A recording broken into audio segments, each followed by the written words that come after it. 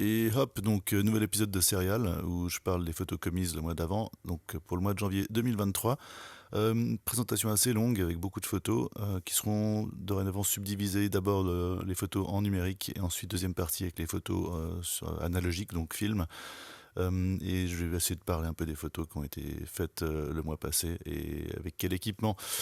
Et on démarre tout de suite, donc début d'année à Oslo en Norvège, avec des photos de nuit, des essais, avec un équipement, un objectif en particulier, le Micron 50 mm f2 que j'utilisais beaucoup à une époque, que j'ai remis un peu sur l'établi, avec là donc ce boîtier SL2 Leica, des photos de nuit à gauche. Donc ça c'est la voie qui nous amène à Oslo quand on revient de l'aéroport de Gardermoen. Puis là un parc au centre de la ville en pleine nuit. Deuxième photo, donc toujours même équipement, essayer d'attraper des ambiances des endroits où je me trouve, avec un hôtel assez connu, ce bâtiment, cette tour au centre d'Oslo, avec ses ambiances de couleurs. Elle a le rendu assez typique du Sumarit M, donc ce rendu, j'en ai déjà parlé dans certaines présentations, un rendu assez moderne, que j'aime beaucoup. On voit des petites images fantômes qui rajoutent un petit peu à l'image, je trouve, à la composition. Donc avec ce 90 mm Sumarit M. Et à droite, même chose, même optique, avec ce bokeh assez doux, mais quand même bien défini, puis une très belle définition de cette optique, un rendu des couleurs que je trouve très, très agréable à mon goût. À nouveau, là c'est la baie d'Oslo, donc à droite, en coucher de soleil, donc plutôt tôt dans l'après-midi, mais vu qu'on est assez au nord. C'était aussi l'occasion à Oslo, donc pendant mes voyages, j'y vais pas forcément pour de la photographie en tant que telle, mais j'en profite pour tester différents équipements ou de me réadapter à certains paquets appareils photo et objectifs. Et là, je testais l'objectif, le Lomography Art 17 mm f2.8, ce Art Lens de Lomographie, assez compact, prévu pour les KM, là, adapté sur le SL2, donc photo de nuit, essayer de s'adapter un peu à ce 17 mm, voir un peu ce que ça donne, avec cette ouverture relativement grande pour cette optique, et un beau rendu assez doux, peu homogène de définition, mais qui est pas du tout gênant, je trouve. Et voilà, deux exemples. Ici, à nouveau, on retourne sur du Sumarit M 90 mm, toujours sur le SL2, avec des ambiances de blizzard, un blizzard donc à Oslo. Ouais, donc à nouveau, c'est vraiment la gamme des Sumaritèmes qui n'est plus faite, en fait, est, je trouve assez intéressante pour ce rendu moderne et précis. Alors là, on passe à totalement autre chose, autre pays, autre équipement, enfin totalement autre chose. Toujours le boîtier, le SL2, mais là, c'est une optique, j'expérimentais avec une optique adaptée, en fait, une optique qui vient d'un appareil photo qui est le Penty, fait par Velta, un appareil photo des années 50, dont l'objectif a été retiré et adapté pour une monture M, enfin M, pardon, M39 à vis, que j'ai adapté sur le SL2. Je voulais voir un petit peu ce que ça donnait, cette ancienne optique. Alors la couverture de l'objectif est pas très grande, donc ça ne couvre pas entièrement le capteur, mais c'est à se rappeler aussi que souvent ces appareils photo modernes ont un mode APS, et en fait ça couvre assez bien la surface d'un APS. Et là donc avec le SL2 en mode APS, ça me permet vraiment de cadrer avec l'image utilisable projetée par cet objectif, et je voulais voir un petit peu ce que ça donnait. Donc c'est une optique de 30 mm faite par Meyer Optique f3.5, assez rare vu que adapté, mais ces appareils Penty, on les trouve, qui avaient une bonne réputation. Et il y a un rendu assez doux que je trouve assez intéressant, donc là je l'utilise assez extensivement. Je ferai probablement une vidéo indépendante pour parler de ça. Mais là aussi, même optique, donc toujours ce demi-plan APS sur le SL2 en mode APS-C. Et donc là c'était à Photo Schweiz, Photo Suisse, à Zurich, à Urliken en fait, dans la périphérie de Zurich, où c'est une sorte de foire où les gens peuvent payer pour avoir leur stand et présenter leur travail. Une bonne ambiance, un bel espace, assez sympa. Donc on continue. Toujours avec le demi-plan 5 là, en basse lumière, donc c'est pas une optique très lumineuse, mais le SL2 compense assez bien. En plus, il y a le stabilisateur optique dedans. Et en fait, la couverture de cette optique, comme pas mal d'optiques qui sont anciennes, en fait, qui sont adaptées, ou comme des optiques qui sont prévues pour de l'APS, euh, si on peut adapter du format APS rectangulaire, on peut faire du carré. Et donc là, c'est un format, moi j'appellerais ça APS+, je sais pas comment ça s'appelle, je sais pas s'il y a un nom d'ailleurs, où on utilise juste vraiment la surface carrée centrale de ces optiques qui ne couvrent pas tout le capteur plein format. Et voilà ce qu'on a avec ce demi-plan. Assez intéressant, je trouve. Euh, on n'a vraiment, évidemment pas une définition incroyable par rapport à d'autres optiques de meilleur calibre, mais un rendu quand même pas mal. Ici, là on passe à autre chose. Donc ça c'est du Pentax QS1. Donc c'est ce format Pentax que j'adore. Très petit capteur mais très petits objectifs, super qualité, un stabilisateur optique dans le boîtier. Et là c'est avec le zoom téléphoto. Donc c'est un tout petit zoom d'ouverture 2.8 linéaire. Donc de 8 à 8, on peut le fermer jusqu'à 8, qui est un 15-45 mm pour ce format-là, mais qui est un équivalent en gros de 70-210 sur cet appareil, sur ce Pentax QS1 qui est vraiment minuscule et qui a un obturateur dans l'objectif. Et, et ce grain très particulier en basse lumière que j'aime beaucoup. Et vraiment un appareil qu'on peut avoir dans la poche et qui permet de faire des photos qu'on ne ferait pas sinon en fait. Je crois que c'est que 12 mégapixels le rendu, mais 12 mégapixels avec un zoom optique de vraiment bonne qualité et ce stabilisateur optique qui rivalise, même s'il est vieux, clairement et de loin avec même les appareils photo de nos téléphones les plus modernes aujourd'hui. Même boîtier, donc c'est l'objectif interchangeable. Pour ceux qui ne savent pas, le Pentax Q, toute la série des Pentax Q jusqu'au QS1 qui était le dernier modèle. Là, c'est avec l'optique numéro 3, qui est le fisheye, donc un 3,2 mm pour ce capteur. Je ne sais pas trop quelle équivalence ça pourrait faire par rapport à ce fisheye. Donc fisheye qui déforme l'image. Là, j'essaie de m'entraîner avec des longues expositions. C'est une ouverture à 5-6, donc pas très ouvert. Malgré tout, cet appareil, il a un capteur qui est plutôt ancien. Donc les basses lumières et les ISO à partir de 12 000, ça devient assez granuleux. J'aime bien la qualité de ce grain, mais on a certaines limitations. Et là, je m'amusais simplement à voir ce que je pouvais faire avec. Je suis pas très fan de fisheye, mais voilà, c'était l'occasion d'essayer de voir ce que ça donne. Après, on passe encore à autre chose. Donc là, je rush un petit peu. Vous regarderez les photos. Vous pouvez toujours poser si vous avez des photos qui s'intéressent plus que d'autres. Là, c'est un test d'un nouvel appareil que j'avais, qui était le Sigma DP2X. Donc un appareil qui date quand même, mais qui a comme particularité d'avoir un senseur fovéon. Le senseur fovéon, si vous allez regarder sur Internet, vous verrez, c'est un senseur à plusieurs couches couleurs, les unes sur les autres. Donc les pixels ne sont pas côte à côte par rapport au codage couleur, mais l'un sur l'autre. Donc on n'a pas cet effet de bordure lié au filtre bayérien et à la transformation qui en découle pour recréer l'image. Donc je voulais voir ce que ça donnait. Je trouve ça assez impressionnant malgré l'âge de cet appareil. Donc c'est un appareil tout en un, objectif non interchangeable, qui a 14 millions de pixels en gros, mais 14 millions de pixels pour le codage, donc c'est un équivalent à peu près de 4,7, 4,6 mégapixels de dimension, qui est une image de 2600 sur 1800, je crois 1700 environ. Super intéressant, je trouve, comme capteur. Donc là, enfin, ça m'a suffisamment convaincu de tester plus loin. Alors je dis pas que ça m'a convaincu pleinement, mais je trouve qu'il y a effectivement un grain qui est très différent. Comme on le voit avec ces deux images, là, en poussant le capteur, on a vraiment moi qui aime bien travailler avec la matière numérique, on a vraiment une résultante quand on pousse le capteur à fond. euh, Vraiment quelque chose de très particulier qui ressort, donc d'expérimentation que je vais continuer. J'ai d'ailleurs recherché des boîtiers, il y a des boîtiers réflexes avec ce capteur, qui sont actuellement, au moment de cette vidéo, qui sont vraiment très très bon marché, et qui valent la peine pour ceux qui expérimentent d'entre vous, qui valent la peine d'être essayés. Euh, là, on passe à autre chose. On revient à un de mes appareils favoris, le Leica M8, donc le premier Leica format M numérique avec son senseur non plein format. C'est le seul en fait de la série des Leica M numériques qui a ce petit format, qui est du APS-H, donc un senseur Kodak CCD, qui a un rendu vraiment, il y a une science des couleurs que j'adore sur cet appareil, qui est assez décrié par certains. En plus, il y a un filtre infrarouge qui n'était pas top sur ce capteur, donc il y a une tendance au magenta sur les images dans certaines conditions.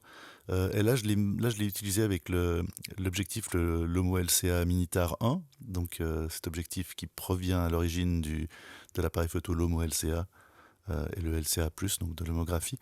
Euh, et donc, on a moins ces effets de bordure de l'optique, qui était une optique pour du plein format, mais on retrouve quand même le caractère bien marqué de cette optique des années 80. Euh, voilà, donc, deux résultats de ce moment-là. Un jour neigeux, là c'est dans la ville de Genève, avec le bâtiment des forces motrices et des bâtiments au bord du fleuve du Rhône. Ensuite, bon, alors c'est un mois où j'ai eu pas mal de digicam aussi, là, qui est un petit peu c'est un peu le truc à la mode en ce moment sur les réseaux. La redécouverte des petites caméras numériques du début de l'ère numérique, qui avait pour certains appareils des capteurs qui étaient assez intéressants en termes d'approche, de stratégie de création d'images. Et là, c'est donc un digicam, c'est un Sony DSC F828 qui avait un senseur Super CCD, donc qui avait quatre couleurs en fait, rouge, vert, bleu et émeraude, cyan en gros, 8 mégapixels comme ça, et qui avait aussi une sensibilité à l'infrarouge, ce capteur donc, euh, et qui avait aussi un projecteur infrarouge dedans pour éclairer en infrarouge, donc vision de nuit en gros. Euh, Apparaît assez intéressant avec une optique en plus Carl Zeiss T-Star, équivalent en gros 28-200 mm et d'ouverture 2.0 à 2.8. Donc là, je suis vraiment en train de le tester. Donc, apparaît très étonnant en fait, qui n'était pas passé sous le radar à l'époque. Donc je crois que c'est un appareil photo de 2003, il me semble. Ça sera à vérifier. Mais qui était un peu le haut de gamme de Sony. Vraiment un boîtier très bizarre avec une optique. C'est le corps de l'appareil qui se tourne, enfin s'articule. Un appareil qui ressemble pas à grand chose, mais assez gros, mais assez intéressant à utiliser. Vraiment une approche autre de l'appareil photo numérique. Et un résultat, voilà, là on voit, je suis en train de tester, un grain assez particulier de ce capteur. Euh, Là on passe sur un vieux capteur. Pour un des tests qui va bientôt être sur le canal aussi, je teste une lentille Olga pour Canon, qui est faite pour du format APS en gros. Donc là, c'est un Canon EOS 7D, donc un boîtier relativement ancien, avec cette optique entre guillemets jouet. Deux exemples, donc ça c'était assez amusant. Il y aura une autre vidéo avec plus de résultats et plus de descriptions par rapport à ça. Où est-ce qu'elle est déjà peut-être sortie en fait, à vérifier. Euh, donc on continue. À nouveau, là aussi pour des tests, j'ai reçu une optique bouchon, en fait, une optique plate avec juste une petite lentille dessus, petite lentille Kodak, un bouchon en plastique. C'est ça a l'air assez léger comme construction, mais une optique faite pour les appareils photo Kodak, un 30 mm f10, donc pas de focus dessus, pas de réglage de l'ouverture, destiné aux montures LKM. Je suis en train de tester ça et je trouve ça assez étonnant comme rendu pour mes premiers essais. Donc là, deux premières images où on voit un peu le rendu des couleurs, le rendu géométrique, enfin les choses habituelles. On voit que c'est assez précis, assez beau sur l'EKS-L2, donc 47 mégapixels. Même chose de nuit, alors c'est du f10, donc on pousse les ISO, là, même malgré le boîtier qui est assez sensible en basse lumière, là, avec du f10 en pleine nuit, mais on a quand même des choses assez intéressantes avec cette optique, donc, euh, qui ne vaut pratiquement rien en fait, je ne sais plus, mais c'est vraiment quelques dizaines d'euros à l'achat, donc KEX, KEKS, vous le trouvez sur le net. Euh, Ensuite, à nouveau, on vient avec de la digicam, donc ces appareils photo d'une certaine époque, optique et intégrée. Et là, c'est un très vieil appareil, fait par Minolta, donc avant qu'il ne soit racheté par Sony, avec le Dimage EX. C'est un appareil photo 1 mégapixel avec un capteur CCD intéressant avec lequel j'expérimente. Et là, j'essaie de le pousser un peu dans ses retranchements en basse lumière. Malheureusement, pas de sauvegarde RAW, brut, donc du JPEG. À l'époque, souvent les appareils photo, aussi pour des histoires de mémoire, qui étaient difficiles la mémoire était lente et était chère. Donc souvent il n'y avait que les options de JPEG. Donc là il n'y avait que les options de JPEG sur cet appareil. Et là j'expérimente un petit peu avec un appareil photo assez intéressant. Il aura sa vidéo à lui tout seul à un certain moment. Euh, Ici à nouveau un Digicam, un autre appareil photo. Là, je teste vraiment des capteurs très, très bizarres, ce que je trouve assez intéressant en termes de matière numérique.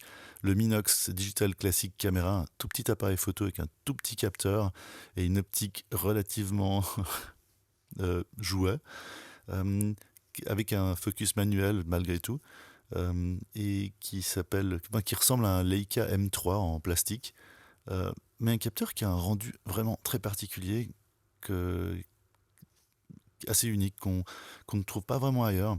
Donc ça, je suis en train d'essayer aussi un peu de le pousser dans ses retranchements, et il aura droit à sa vidéo aussi, un peu plus dans le détail. Peut-être même avec le Minolta. Et là donc, bon bah on va passer à du film. Donc, ouais, alors ces deux premières images, c'est avec un Voigtlander Bessa M, et donc du Cinestill XX. Alors là, j'ai un doute sur les ISO. Bah, on peut le monter plus ou moins de 100-400, je crois. Je sais plus. Donc là, c'était avec une optique, l'optique de cet appareil photo. Donc c'est à main levée, il n'y a pas de viseur, des essais, pour voir ce que ça donne.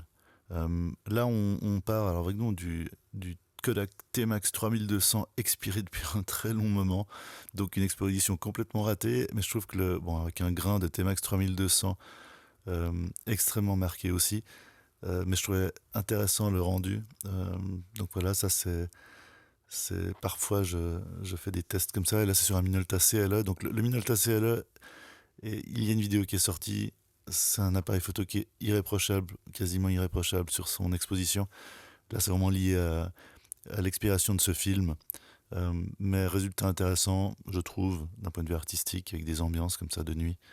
J'ai un petit peu poussé la chose, là, sachant pas trop à combien compenser. Mais voilà, j'ai quand même sous-exposé, sans le vouloir. Euh, alors là, on passe sur autre chose. Là, c'était un film Adox CMS 22, un film à grain extrêmement fin, euh, que j'ai utilisé dans des conditions un peu expérimentales sur un Hasselblad X-Pan. J'aime bien ce grain doux. Le X-Pan 2 en fait, qui permet de faire de la photo panoramique et de la photo de type 24-36, avec un champ habituel sur le même film. Donc ces deux images floues, mais elles font partie d'une série, un travail que j'essaie de faire, pour essayer de créer des ambiances, avec ce grain de film que je trouve aussi intéressant. Euh, et là, toujours avec le même film, donc c'est des films souvent qui restent longtemps dans les appareils. Là, c'était en Islande, lors de la dernière grosse éruption, visible, euh, accessible, on va dire, avec cette sensation. Alors, il y a beaucoup de poussière sur ces films, ça fait un peu partie, pour ceux qui connaissent, je suis pas très. Moi, ça fait partie un petit peu du résultat, j'aime assez ce résultat-là, très analogique. Euh, voilà, ça c'est donc du Adox CMS20, un peu sous-exploité par rapport à la qualité qu'il peut permettre, mais qui amène aussi ce genre de feeling, aux images. Euh, donc là, avec le X-Pan, donc dans le mode panoramique, là, on le voit clairement.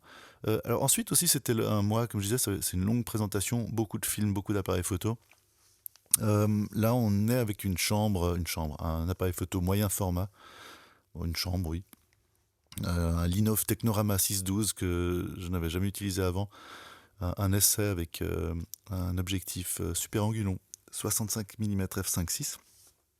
Donc un appareil photo panorama qui est en gros, avec un rapport d'image, 1/2. Un rapport d'image que j'aime beaucoup, c'est pour ça que je suis en train de tester cet appareil photo. Alors c'est sur du film 120, donc c'est vraiment des très gros négatifs. Mais j'aime beaucoup ce format pour ceux qui suivent les séries, Matnum, sur la matière numérique. Quand je fais de l'imagerie, sur, téléphone ou ce genre de choses, je fais souvent appel, au 6-12, au format 1/2, souvent vertical. Là, il se trouve que j'étais en train d'essayer un petit peu la méthode, voir comment ça fonctionnait, si cet appareil photo était utilisable. Là, c'est avec du Ilford Delta 3200 expiré. Euh, alors, ouais, la manipulation du film était un peu suboptimale. On voit des petites marques à gauche là, mais appareil photo assez étonnant à utiliser, tout manuel évidemment. Mais ouais, un premier essai que je trouvais amusant là, c'est au sud du lac de Zurich, donc à l'est de la Suisse. Et là, il se trouvait que j'avais aussi le X-Pan avec un film que j'essayais, le Flick Film Electra 100, qui est en gros du Kodak Aerocolor, mis dans des bobines 35 mm. Donc là, avec le X-Pan, euh, pour ceux qui ont vu l'image d'avant, là l'image est inversée. Euh, En fait, au scan, je corrige pas forcément ce genre de choses. À moins que j'ai besoin d'utiliser évidemment la photo. Donc là, on a une des deux qui est en image miroir. D'ailleurs, je pense que c'est celle-là qui est pas corrigée, qui devrait être dans l'autre sens, comme la première qu'on a vue juste avant en noir et blanc. Mais à nouveau, le Aerocolor, assez intéressant en termes de rendu. Enfin, donc ce flick film Electra.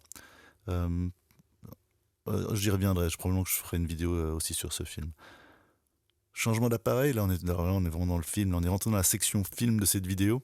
Donc là c'est que du Olympus XA, donc le petit appareil Olympus à télémètre, et du CineStill 400D, donc qui a ce rendu un peu de, de diffusé dans les hautes lumières, dans les contrastes, comme on peut le voir surtout sur l'image de droite, mais qui a un rendu de couleur qui est extrêmement précis. C'est du codec Vision 3 en fait, où on a enlevé la couche anti-halation derrière, le remjet. Et voilà ce que ça donne. C'est un nouveau film qui est fourni par CineStill. Ça fait partie de mes premiers tests.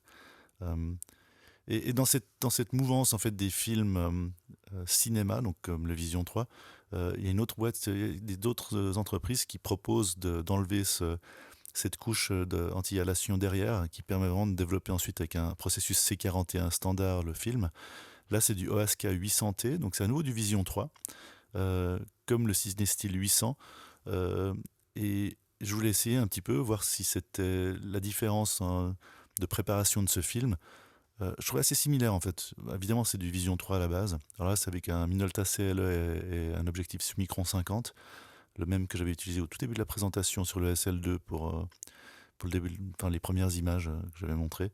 Donc là, avec ce ASCA 800T, honnêtement, je vois pas trop la différence au final avec du CineStill 800. Ça nécessite peut-être un peu plus de tests. À nouveau, la 2 images avec ce ASCA 800T. Euh, Super intéressant malgré tout. Ces halos qu'on a avec ces films dont la couche anti-gallation a été enlevée. Vraiment un résultat très, très caractérisable, mais très intéressant à mon goût. Ensuite, nouvel appareil photo que je teste, et avec ce film Aerocolor de Kodak, donc le Flick Film Electra 100.